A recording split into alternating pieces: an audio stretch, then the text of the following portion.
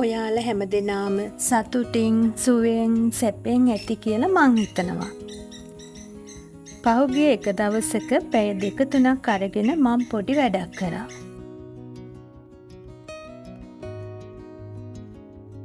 නිතරම වගේ කාලයක් වෙන් කරගෙනම අස්පස් කරන්න ඕන වෙන තැනක් පොඩ්ඩක් වෙනස් කරා.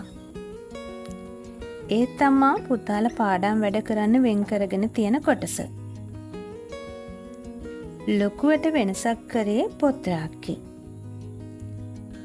අනවශ්‍ය බඩු අයින් කරලා විකුණන තැනකින් අපි මේ රාක්කේ අවුරුදු කීපයකට කලින් ගත් එකක්. ඇත්තටම පොත් රාක්කයක් නොවුනට අපි පොත් රාක්කයක් විදියට තමයි මේක පාවිච්චි කරන්නේ. රාක්කේ තට්ටු වලට ලස්සන කඩදාසි ඇලෙව්වට ඒක නිතරම කිලිටු වෙනවා. පොත්පත් නිතරම ගන්න දාන හින්දා චූටි අවුල් ගතියකුත් ඇති වෙනවා. සැරින් සැරේ රාක්කෙම හිස් කරලා කඩදාසි අලවන එකත් එපා වෙනවා. තියෙන ඒවා ගලවලා අලුත් ඒවා අලවන්න ගියාම ටිකක් කරදරයි. ඒක හින්දා මං හිතුවා සෑහෙන වෙනසක් කරන්නම ඕනි කියලා. මං ඒ වැඩේ කරේ මෙන්න මෙහෙම තමයි. බුදු පිළිම වහන්සේයි සරස්වති මෑණියෝයි ගණදෙවි පින්තූරේ උඩම තට්ටුවේ තැන්පත් කරන්න හිතුවා. ඒක හින්දා උඩම තට්ටුවේ දිගට මං එකතු කරා රාක්කේ උස වගේ දෙගුණයට අඟල් 8ක් අඩුවේ. මම මෙහෙම උඩම තට්ටුවේ රාක්කේ දිගට උස එකතු කරේ උඩම තට්ටුවට දාන රෙදි කොටසෙන් රාක්කේ උස දෙපැත්ත වහන්න ඕනි කියලා හිතපු හින්දා. මං ගාව ගෙනාපු සුදු රෙදි මීටර් 2ක් තිබ්බා. ඒක තමයි මම මේකට අරගත්තේ. තට්ටු වල පළලට රෙදි කපා ගත්තා. දිගට හරියන්න රෙදිපටි එකතු කරා. රාක්කේ උස වගේ දෙගුණයක් ගන්න වෙලාවේ අඟල් 8ක් අඩුවෙන් ගත්තේ. උස පැති දෙකට බෙදෙන යනකොට එක පැත්තකින් අඟල් 4ක් විතර උසෙන් අඩු වෙන්න තමයි ගත්තේ. එහෙම අඩු කරපු අඟල් 4ට මම පුංචි රැලිපටියක් එකතු කරන්න හිතුවා උස පැත්තට. උස හදන රැලිපටිය මං අඟල් 5මාරක් විතර වගේ ගත්තා. අඟලක් ඇතුළට නමාගෙන එක පාරටම රැලිත් දාලා රෙද්දට අල්ලගන්න තමයි හැදුවේ. එහෙම එක පාරට මේ වැඩේ කරගන්න අමාරුයි. ඒ නිසා මම රැලි ටික කලින් හදාගත්තා. රෙද්දට රැලිපටිය අල්ලනකොට එහෙ මෙහෙ වෙච්ච රැලි ටිකත් හදාගෙනම අල්ලගත්තා.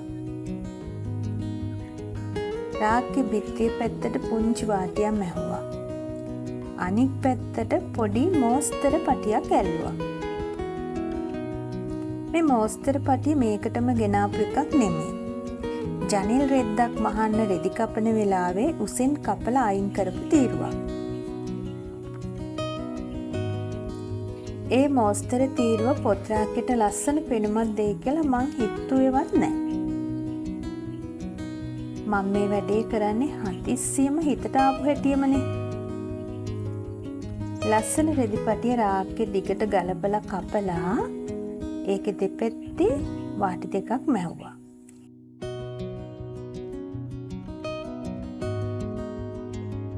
ඒ වගේම රෙදිපටිය හරි මැද්ද ලකුණු කරා.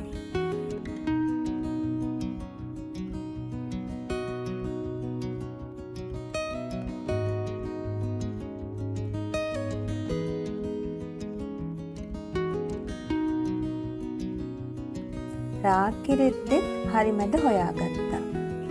ඊටත් පස්සේ රෙදි දෙකේම හොඳ පිටවල් එකට තියලා මැද ඉඳලා දෙපැත්තට මූට්ටු කරා.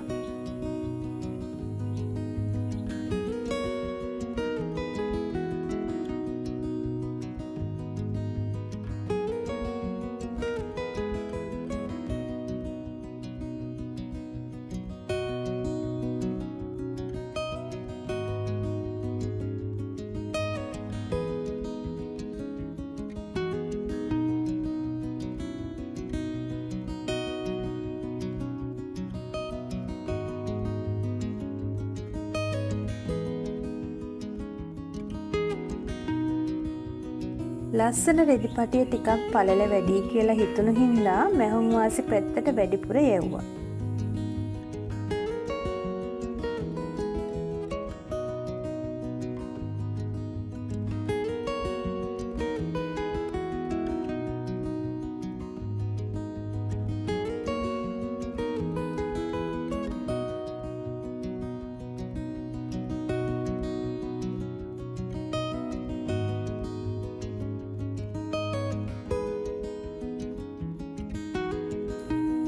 ඔන්න ඊටත් පස්සේ ඒ පැත්තේ වාටිය මැහුවා.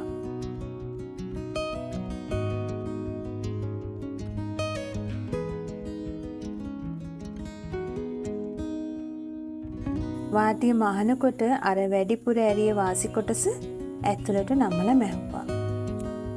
රැලි පටි දෙකෙත් යට වාටි මැහුවා. මේ විදිහට උඩම තට්ටුවේ වැඩේ ඉවර කරා. ඊට පස්සේ දෙවැනි තුන්වෙනි තට්ටු වලට මොකද කරන්න කියලා හිතුවා.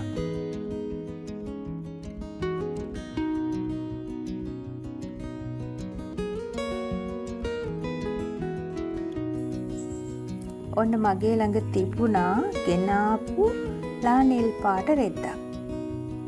ඒක ගවුමක් මහගන්න කියලා හිතාගෙන තමයි ගෙනාවේ. ඒත් දැන් මම මේ රාග්ගේ වැඩේට ඒක ගන්නවා.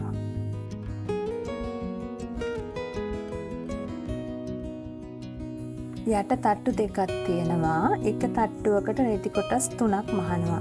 එහෙම කොටස් වලට මහන්න උනේ රාග්ගේ කකුල් ඇතුල් පැත්තට තියෙන හින්දා තනි රෙද්දක් විදිහට දාන්න බැරි හින්දා. මේ රෙදි කොටස් වල වටේ වාටි අඟල් භාගයක් විතර වගේ වුණා. වාටි මැහුවේ කැරලි නූලෙන්. මෙන්න මේ පුංචි ඇනේ චූට්ටක් කුරුල් කරලා කැරලි නූල ඔතලා අපිට මැෂින් එකේ මහගන්න පුළුවන්. නූල් ඔතනකොට ගොඩාක් තදටවත් ගොඩාක් පුරුලටවත් නැතුව ඔතාගත්තා. මේ විදිහට කැරලි නූල දාලා මහපුවාම හරි අමුතු ලස්සනක් තියෙනවා. මෙහෙම මහනවා දැකලා තිබුණාට මාත් අදයි මේ වැඩේ කරේ.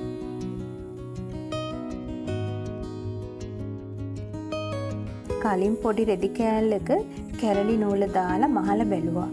හරිම ලස්සනට හොඳට මැහුණා. දැන් ඉතින් ඒකෙන් මේ වැඩේ කරගන්න තමයි යන්නේ.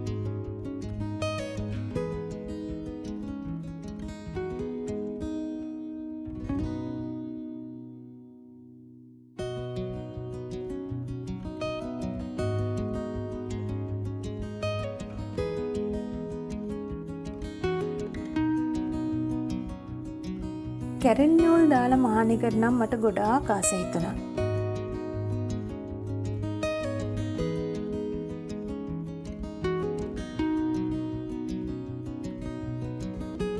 ඊට පස්සේ මේ රෙදි කොටස් දෙකක් රහක්ක තට්ටුවේ හම්බ වෙන තැනට තවත් පුංචි රෙදි කොටසක් මැහුවා. සුදු රෙද්දට ලා නිල් පාට පටියක් ඇල්ලුවා. මේවා ඔක්කොම සරල මැහුවා. ඊට පස්සේ ඉතුරු වෙච්ච රේන්ද කෑල්ලකුත් දිග පැති දෙපැත්තට විතරක් එකතු කරා.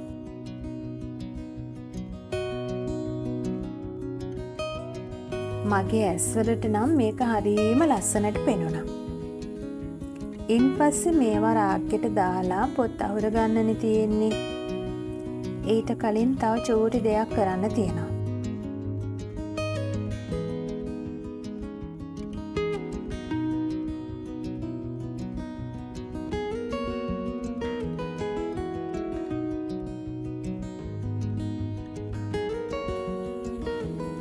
පාට ගම් මේවා ගොඩාක් දේවල් වලින් කෙලිපි වෙච්ච මේස පොට්ටක් තියෙනවා කතර පුටුව ගාව.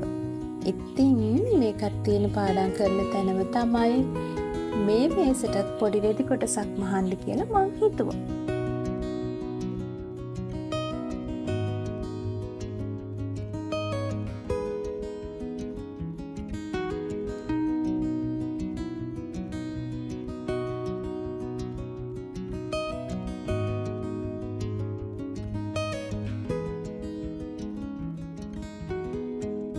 ඒකට මම ගත්තේ අමුරෙදි. ඒක වටේට අඟලක වාටියක් මැහුවා. වාටියේ මැහුම් පාරවල් 3ක් යවුවා. පාටවල් තෝර හිටියේ නෑ. එක පාටක් ඉවර වෙද්දි වෙන පාටක් දැම්මා. මේ මැහුමක් දැම්මේ කැරලි නූලෙන්.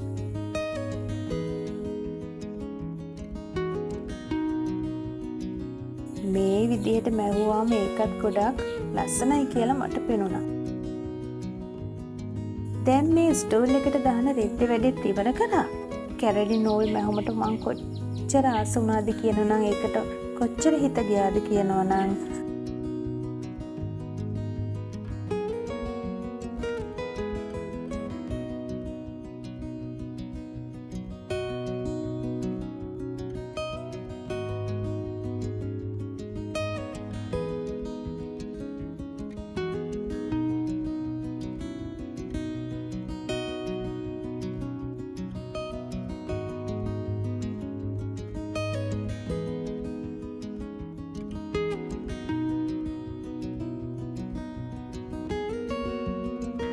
මේ මාළුවාගේ වටේ සාමාන්‍ය නූලෙන් තමයි මැහුවේ. ඒක මම පැත්තකට දාලා තිබ්බේ. ඔන්න ඒකත් මතක් වෙලා ඒකත් කැරලි නූලෙන් අලුත් කරලා හැඩ කරලා ගන්න හිතුවා. මේක ටිකක් අමාරු වැඩක් තමයි. මාළුවාගේ හැඩතැන් වැඩිනේ. මේ මැෂිමෙන් හිමින් ඒකත් කරා. ඔය විදිහට මැහුම් ටික ඉවර කරගත්තා.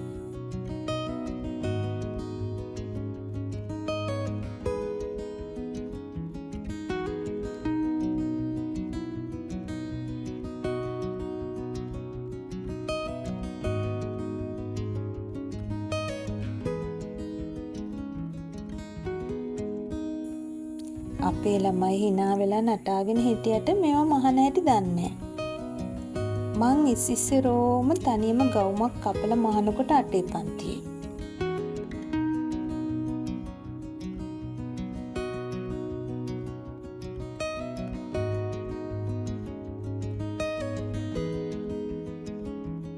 නමේ පන්තියේ ඉඳලා ඒ ලෙවල් ඉවර වෙනකල්ම ඉස්කෝලේ මගේ යුනිෆෝම් එක මමම තමයි මැහුවේ. අම්මා කපන මහන තැන බලා ඉඳලා තමයි පුරුදු වුනේ. ඒ පුරුද්දට තමයි තාමත් මේ දේවල් මහන්නේ. මම කවදාවත් මැහුම් පන්තියකට ගිහින් මහන්න ඉගෙන ගත්ත කෙනෙක් නෙමෙයි. ඒකනේ තාමත් ඉතින් ඔය කලින් නමාගෙන එල්පිනි ටික ආගෙන චෝක් වලින් ඇඳලා ලකුණු කරලා ඒ වගේ දේවල් මගේ මැහුම් අතරේ තාම නැත්තේ. හැබැයි එහෙම කරනකොට ගොඩාක් ලස්සනට නීට් එකට මහගන්න පුළුවන් කියලා මම දන්නවා. ඒත් ඉතින් මම පුරුදු වෙලා තියෙන්නේ ටට්ටුක් ගාලා මෙන්න මේ විදිහට මහගන්න තමයි.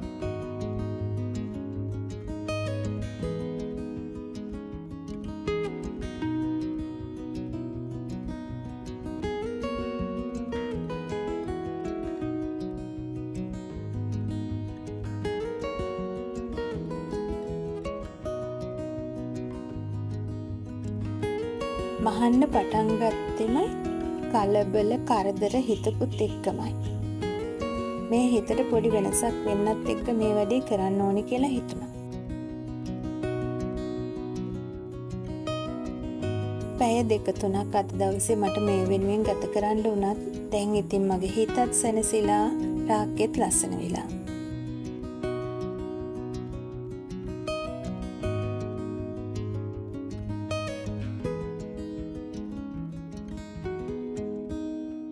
පොත් රාක්කෙට රෙදි අතුරන්නේ පිස්සුද කියලා කාට හරි හිතේ. මේ ඉතින් මං ආස විදිහනේ. මට හොඳයි ලස්සනයි කියලා හිතන විදිහ. කාට හරි මේක ගොඩාක් කැත විකාර වැඩක් වගේ පේන්නත් පුළුවන්. ඒ වුණාට ඉතින් මම මේකට කැමති ආසයි.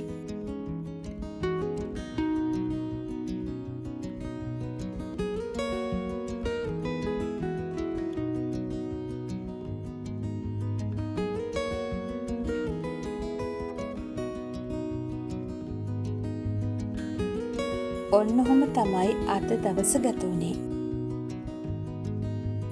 ආයෙත් දවසක ඉතින් අපි හම්බ වෙමු. එහෙනම් ඉතින් ඔයාලා සතුටින් සුවෙන් සැපින් ඉන්න. හැමෝටම ගොඩාක් ස්තුතියි. මම රූපානි.